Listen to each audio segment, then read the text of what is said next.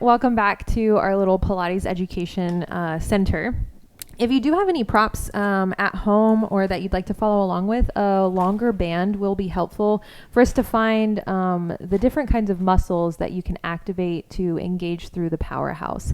So there are 4 muscles of the powerhouse. We have our diaphragm, we have our transverse abdominis, we have our multifidus or multifidi muscles, and then we have our pelvic floor. So of those 4, these are stabilizing muscles. They help to facilitate stability throughout the spine. That helps to brace and protect the organs inside the abdominal cavity. It also helps to like keep things from like falling out.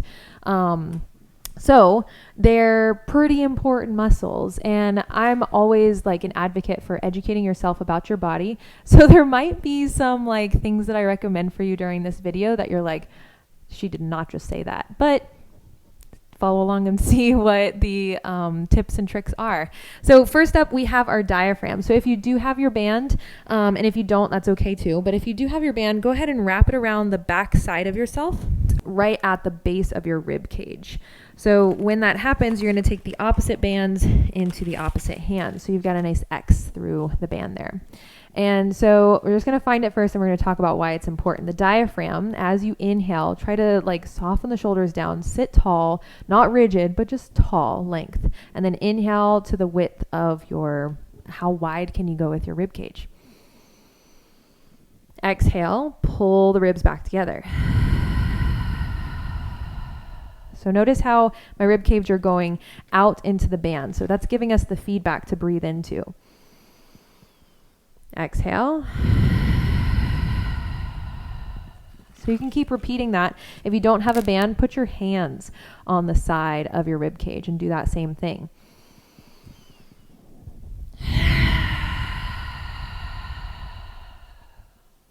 If you're not quite getting it, maybe you can try it laying down or seated like on a stool or even standing.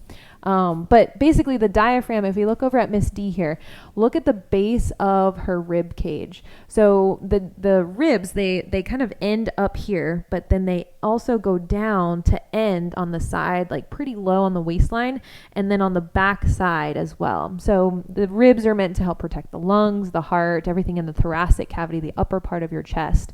But it's also like the bones are where muscles attach. So there's a muscle there that attaches and helps you to breathe. The diaphragm is this little like dome-shaped sort of parachute-like muscle that attaches all along the processes of the lower rib cage. So when you breathe in, that dome moves down. And when it moves down, it also helps to like widen the rib cage, almost like a ballooning effect. And then when you exhale, the diaphragm moves up and in to help push the air out of the lungs. So this is an important muscle because it helps to facilitate breathing.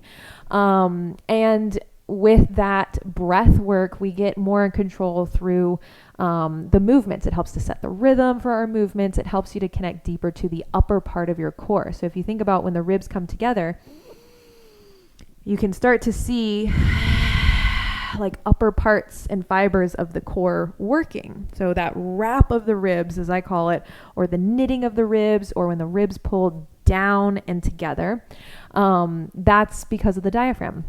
Now, another part of the powerhouse is our transverse abdominis. So that muscle literally connects all the way from like the lower rib cage, number 12, and then wraps around on both sides into the front where we have our little apex of the sternum there, and then connects down to the pubic bone right here.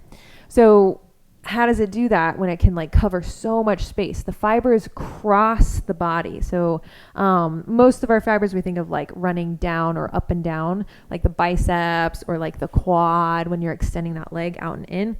But these muscle fibers, they go all the way around like a literal corset. So you have a built-in corset, which can help you to like trim your waistline, to help you push more air out, or to help you engage more into that deeper powerhouse of the core to help to protect the spine. So transverse abdominis, sometimes you'll hear it called TVA for short, or TA for short. it connects to itself in the front line. And you'll notice there's obviously like no bone on the front line. So how does it connect to itself? There's a fascial line, like a literal, like almost guitar string line of connective tissue that runs from the bone at your sternum down to the pubic bone on your pelvis here. So like this part of your pubic bone, your pelvis. When, like you see like pregnant women and sometimes more like belly robust men, you might start to see like a little bit of a line on their belly, and that's like from the spread of their skin. That line is just the connective tissue that's kind of peeking through because the skin has started to like stretch itself so thin.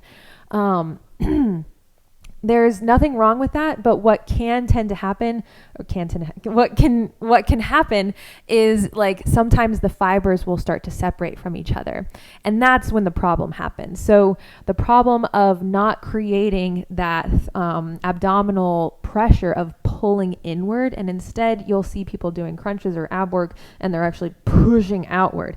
That puts a lot of pressure already that might already be there on that linea alba, that connective tissue, that line, and instead of pulling inward as it should be doing, it pushes outward and then it separates it more. So that's where a problem happens, because then you think of all the organs that we have here, your digestive tract, your stomach, your organs of the abdominal cavity pushing out. That's not going to be good in the long run if you continue with those habits. So we want to prevent any sort of hernias from happening, any sort of doming or coning that was pushing through that wall. So the transverse abdominis can be a very deep muscle. It is the deepest like kind of border of the powerhouse, the core. So when you think about engaging, you want to imagine that there's like a literal corset wrapping around, or like you're trying to like pull your belly button away from your pants, your inseam line of your, or the waistband of your pants. So one way to kind of find that is, I like to do it laying down, because then you can really feel the belly rising. So lay yourself down if you haven't already done so, and breathe into the belly where you're going to place your hands. Letting the belly rise, and then as you exhale, letting the belly fall. Repeat that. Lift the belly, inhale. Exhale, pull the belly away from the hands. Okay, so as that's happening, it's a muscle that is pulling everything in. It's very different from like you're trying to like suck everything in, like trying to get your skinny jeans on. But that is one way that like I'll sometimes help people to like find the connection. So literally like you're putting like the skinniest pair of jeans, you're like, I'm going to fit into them today. Go ahead and imagine you're putting them on, pull everything in, and then take off your imaginary jeans and try to still maintain that position. So you're pulling everything in, drawing that waistline together and holding that position. Not because you're like, ugh, I'm going to hold it right here. You would probably be holding your breath, but can you hold that position and breathe? Okay, so that's where we start to really connect into that transverse abdominis, your TVA or your TA for short. Next up, you have your multifidus muscles. And from the back side of Miss D here, we see like these like sort of dinosaur ridges along her spine. This is some of the bones that the multifidi will attach to. Multifidi for plural, multifidus for one. But they attach from the lower vertebra and go up to the one above it. They start from that lower vertebra, go up to the next spiny process of the one above it. So if you think about like when the muscle shortens, like you're going to be feeling that shortening effect between the spinal processes of the vertebrae. So she doesn't really move through the spine, but if you think of your knuckles and like moving the knuckles back and forth, each time the knuckles move towards each other, it's as if that muscle is shortening those knuckles towards each other. Okay. So when we think about The multifidi, remember the muscles of our powerhouse don't necessarily like move us, but instead they stabilize us. So every time you're sort of looking forward, those muscles turn on, and you can kind of palpate them with your hands on either side of the bony parts of your spine, and then lift back up. So each time you move forward at the waist, or sorry, at the hips, you'll sort of feel like a little like engagement, like the muscles are popping forward because they're turning on, and they're like, whoa, don't go too far, otherwise you'll fall flat on your face. Try it standing, try it walking, like just walk around the room and with your hands on your back, and you'll notice that like, oh, I feel one side, I feel the other side, I feel one side, I feel the other side. And that's because, again, those muscles help to stabilize. So next up, and my favorite one to talk about, is the pelvic floor. Most people get a little giggly, they get a little like self-conscious when they're talking about it, but it's my job at this point, like to where I feel like it's a necessary duty for people to understand their body. So we've got this pelvis model here. This is a female anatomical model of the pelvis. So if we're looking from the bottom, basically like if I laid on my back and like lifted my legs up, you're looking in that direction. So under bird's eye view. So we've got towards the back, and notice all of the muscles, all of the red here in the back. The blue are just like ligamentous attachments. So we have our anus, where we defecate from. We have the vaginal opening, which is just a little smaller there. Then we have the urethra. If you can see that little yellow dot, guys, that's the clitoris, okay? So pay close attention to that if you don't already know where that is.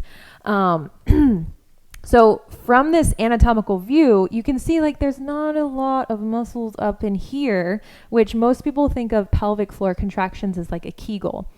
When you think of pelvic floor contractions, you want to think about engaging through the entire unit itself. Like look at that from the base. A lot of those muscles pulling from like the anal sphincter and lifting upward and inward. So when we, a little bit of a tangent here is like, some of my newer clients, when they come to me, they tell me like, oh, like, so you mean like a Kegel lift? Like, no, like it's unfortunate how much misinformation is out there about Kegels. And it should never be taught to like practice like you're stopping your pee, or practice like you're stopping your urine stream. The reason why is because it stops it misfires eventually, like longer down the road. It misfires any sort of brain to bladder connection that we want to maintain. So if you've been doing Kegels, try to do more pelvic floor contractions and imagine the whole pelvic floor is lifting up. So stop now and engage through the entire pelvic floor. So a pelvic floor contraction is technically a Kegel with more engagement happening. So we want to prevent any sort of neurological misinformation or misfiring from happening. So towards the back end, if I could like weave this through my pelvic floor, you just want to think about like lifting the whole floor up into the body. Okay, so what's the purpose of the pelvic floor? It helps to keep things from falling out. It helps with child's birth. It helps with like feeling better during sex. So if you really wanted to feel like the pelvic floor lifting and you're still not sure what the fuck, but if you're still not sure what I'm talking about, then like when you're taking a shower, next time you're in the bathroom and you're taking a shower, digitally insert a finger up into your butthole and try to lift the finger with your musculature of the anal sphincter, so that the upward lift will feel like a deeper, like wholly, like completely different sort of engagement than what most people think of or even know about.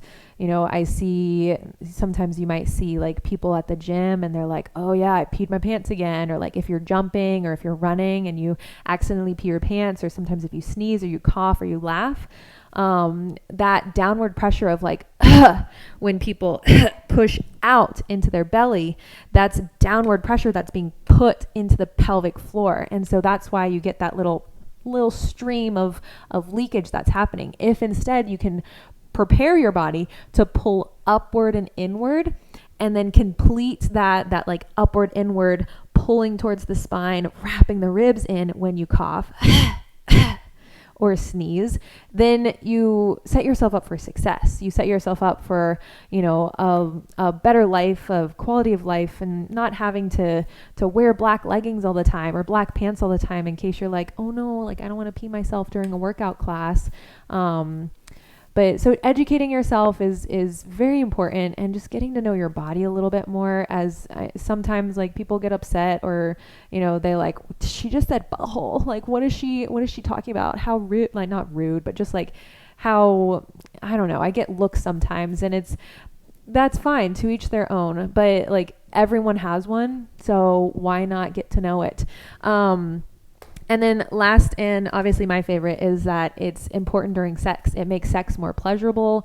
It makes your orgasms, you can not only have more orgasms if you have a stronger pelvic floor, but your orgasms will last longer. And this goes for males and females. If you have a strong pelvic floor, why don't you want to like strengthen it so you can have a better time in the bedroom? So get to know your body a little more. And when you get to know your body a little more, your Pilates sessions, your classes will become that much better for you. If you have any other questions, I love talking about this stuff, so please let me know in the comments below. It was so great seeing you and moving with you today. So yeah, I'll see you next time.